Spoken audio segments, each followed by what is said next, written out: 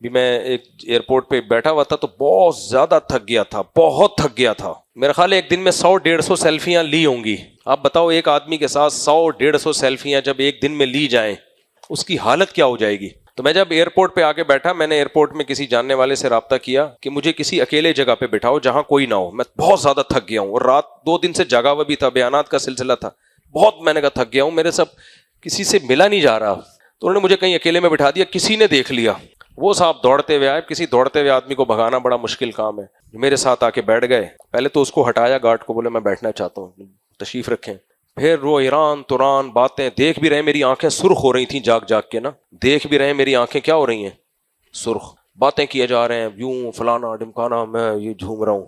پھر مجھے کہتے ہیں میں نے آپ کو زچ تو نہیں کر دیا مفتی صاحب، کہیں میں آپ کو تنگ تو نہیں کر رہا. میں کیا بولوں گا، نہیں نہیں ماشاءاللہ بڑی خوشی آپ سے. میں یہی بول رہا تھا، نہیں نہیں ماشاءاللہ بڑی خوشی آپ سے مل کے، بہت مزہ آ رہا ہے جی ارشاد. پھر وہ بتانے لگے یوں فلانا، وہ فلانا نہیں ہے مجھے. میں نے کہا نہیں ہے. کہہ رہے ہے. میں نے کہا اچھا پھر ہے، پھر آپ خود ہی بول رہے ہو نہیں ہے، کبھی بولتے ہو نہیں ہے، کبھی بولتے ہو ہے. مجھے ایک لفظ سمجھ میں نہیں آ رہا یہ بیچارے کیا کہہ رہے ہیں.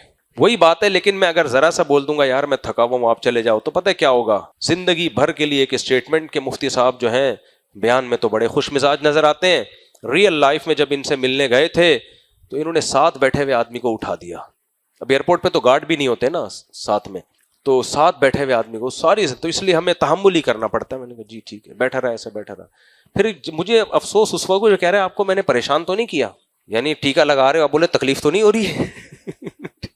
دیکھ بھی رہے میری آنکھیں سرخ ہو رہی ہیں جاگ جاگ کے. لیکن بہرحال میں نے یہی سوچا، یہی سوچ کے میں صبر کرتا ہوں یار ہماری اوقات نہیں ہے. لوگ اگر محبت کر رہے ہیں تو ہماری اوقات محبت کی ہے نہیں. تو اگر اللہ نے ٹوٹی پھوٹی عزت دے دی ہے تو اس کو بس کوشش کرو، اس پہ شکر ادا کرو اللہ کا. لیکن حقیقت یہ ہے کہ دیکھو ہر انسان کی جو برداشت ہے نا وہ ایک حد ہوتی ہے. بالکل اللہ نے پتھر جیسا کسی کو نہیں بنایا کہ اس کو کچھ ہو ہی نہیں.